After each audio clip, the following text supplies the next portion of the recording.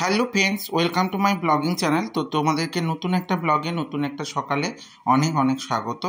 তো আজকে ছিল শুক্রবার, তোমরা তো জানোই বৃহস্পতিবার কিন্তু আমাদের বাড়িতে পুরোপুরি নিরামিষ খাওয়া হয়।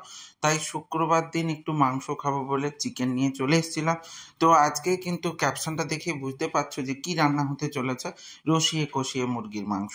তো রসিয়ে কষিয়ে মুরগির মাংস সত্যি বলছি আমার কিন্তু এইরকম কষা মাংস খেতে ভীষণ ভালো লাগে। তো তোমরা কে কে এরকম কষা মাংস খেতে ভালোবাসো বলো। তো আমি কিন্তু গ্রেভিওয়ালা বেশ কষানো মাংস খুব পছন্দ করি। তো তোমাদের কার কার কিন্তু এই কষানো মাংস পছন্দ তারা কমেন্ট সেকশানে জানাবে, তাহলে আমি কিন্তু তাদের সঙ্গে একদম জুড়ে যাব। তো এরকম করে একসঙ্গে খেতেও চলে যাব।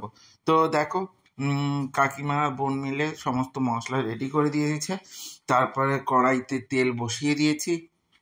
তেলটা গরম হয়ে গেলে আমি কিন্তু একদম রং রং কালার, মানে একদম লাল লাল চিকেন বানাবো বলে, তো আজকে কিন্তু তেলের মধ্যে আমি একটুখানি চিনি দেব। তো তোমরা কিন্তু দেখেইছো আমি কিন্তু খুব একটা চিনি দেওয়া পছন্দ করি না। তো তেলটা আমার গরম হয়ে গেছে, দেখো চিনি দিয়ে দিলাম 1 চামচ। তো এতে একটু মিষ্টি হবে, ওটা হাফ হাফ করে দুবার দিলাম, কিন্তু 1 চামচই চিনি দিয়েছি। তো দেখো চিনিটা যখন একটু লাল লাল হয়ে উঠে গেছে, তার মধ্যে কিন্তু আমি দিয়ে দেবো একটু রসুন বাটা, তার সঙ্গে একটুখানি পেঁয়াজ বাটা ছিল আর একটু আদা ছিল।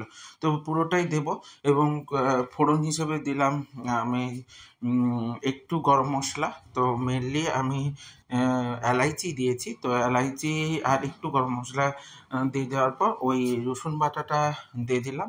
তো দিয়ে কিন্তু একটু ভালো করে কষিয়ে নেব। তো ভালো করে কষিয়ে নেওয়ার কারণ হচ্ছে নাহলে কিন্তু রসুনের একটা গন্ধ করে। অনেকে আবার কি করে প্রথমে পেঁয়াজটা দেয় তারপরে রসুন বাটাটা দেয়, যাতে রসুনের একটা ফ্লেভার আসে। তো আমি কিন্তু রসুন বাটাটা প্রথমেই দিয়েছি। দিয়ে দেওয়ার পর আমার কিন্তু তখনও মশলা রেডি হয়নি, আর আমার একটু তাড়াহুড়োই ছিল। তো তাড়াহুড়ো ছিল বলে কিন্তু রসুনটা বাটা মানে ভাজা হয়ে যেতেই ওর মধ্যে দিয়ে দিয়েছি আমি আলু, কারণ আলুটা সেদ্ধ হতে টাইম লাগে। ওর মধ্যেই আলু দিয়ে দিয়ে কিন্তু কষাতে থাকবো, পরে আমি পেঁয়াজটা দিয়েছি।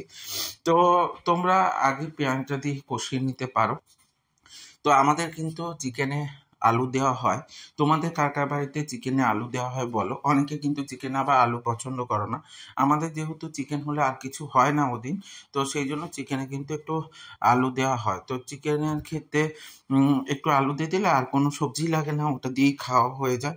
তো আলু দিয়ে একটু কষিয়েছিলাম, দেখো শুধুই আলু দিয়েছি, দিয়ে একটু কষাচ্ছিলাম, তার সঙ্গে পেঁয়াজ দিয়ে একটু কষিয়ে নিলাম। তো ভালো করে কিন্তু ভাজতে দিতে হবে, মানে কষানো কষানো তো রসিয়ে কষিয়ে মুরগির মাংস, তার মানে একটু ভালো করে কষাতে হবে। সেই জন্য পেঁয়াজটা দেওয়ার পর কষিয়ে নেব। কিন্তু বাড়িতে টমেটো ছিল না, যদি টমেটো থাকতো তাহলে টমেটো দিতাম। এরপর হলুদ এবং লঙ্কা গুঁড়ি দিয়ে দেবো। তো হলুদ আর লঙ্কা গুঁড়ির পরিমাণটা একটু বেশিই দিয়েছি, কেন আমার কিন্তু চিকেনের মধ্যে সেভাবে নুন ছাড়া আর কিছুই মাখানো ছিল না। সেই জন্য আমি একটু নুন এবং হলুদ এবং লঙ্কাটা বেশি দিলাম, এবং নুনটা পরে দিয়েছি একটু আন্দাজ মতো করে। তো এরপরে ভালো করে দেখো ওর মধ্যে কষিয়ে নিচ্ছিলাম, যাতে হলুদ এবং লঙ্কার কোনো ফ্লেভার না থেকে যায়। তার জন্য একটু ভালো করে কষিয়ে নেওয়ার পর দিয়ে দেবো কিন্তু চিকেন দিয়ে দেওয়ার পর ভালো করে কষাতে দিতে হবে।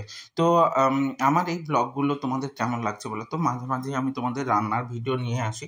তো রান্নার ভিডিও নিয়ে আসার কারণ হচ্ছে আমি তো স্পেশালি সারাদিন টিউশন এবং আমার ইনস্টিটিউশন নিয়েই থাকি। তো প্রচুর পরিমাণে ক্লাস থাকে, ওই সময় ভিডিও বানানো সম্ভব না। তো রান্নাটাই আমি করি, আর বাদবাকি কাজ আমি কিন্তু করি না, মৌলি করে। তাই তোমাদের সঙ্গে শেয়ার করার মতো রান্না ছাড়া আমার কাছে কিছু তেমন থাকে না। তো সেই জন্য আমি রান্নাটাই তোমাদের সঙ্গে শেয়ার করে নিই। তো তোমাদের আমার এই ব্লগগুলো কেমন লাগছে অবশ্যই কমেন্ট সেকশানে জানিও। তো আর তাছাড়া আমার অনেক ভাই বোন আছে যারা রান্না ঠিকঠাক করে জানে না, তারা বারবারই এসে বলে ফেসবুক প্ল্যাটফর্ম থেকে যে একটু দাদা রান্নার ভিডিওগুলো দিও। তো আমি সেই জন্য রান্নার ভিডিওগুলো আরও দিতে উৎসাহ পাই। তো আমার এই ব্লগগুলো যদি ভালো লেগে থাকে তাহলে লাইক কমেন্ট শেয়ার করে দিও। আর ইউটিউব থেকে যারা দেখবে তারা সাবস্ক্রাইব করে দিও এবং সাথে বেল আইকনটা ক্লিক করে দিতে ভুলে যেও না, যাতে আমার ভিডিওগুলো তোমাদের সামনে সবার প্রথমে চলে আসে। তো অবশ্যই দেখো আরও ভালো করে কষিয়ে নিতে হবে। আর আমি সে পরিমাণ কিন্তু জল দেব না, যেটুকু মশলা ধোয়া জল ছিল সেটুকুই কিন্তু দেব। দিয়ে ভালো করে আস্তে আস্তে ধিমি আঁচে কিন্তু কষাতে থাকবো। আর আমার প্রায় কষানো কমপ্লিট। এরপরে রান্নাটা কষানো হয়ে গেলে তেল ছেড়ে গেলেই নামিয়ে নেব। তো এরপরে একটু নাড়ছিলাম, তারপরে দেখো আমার কষানো কমপ্লিট। তো দেখা হচ্ছে নতুন ব্লগে নতুন একটা সকালের সঙ্গে। ততক্ষণের জন্য ভালো থেকো, টাটা।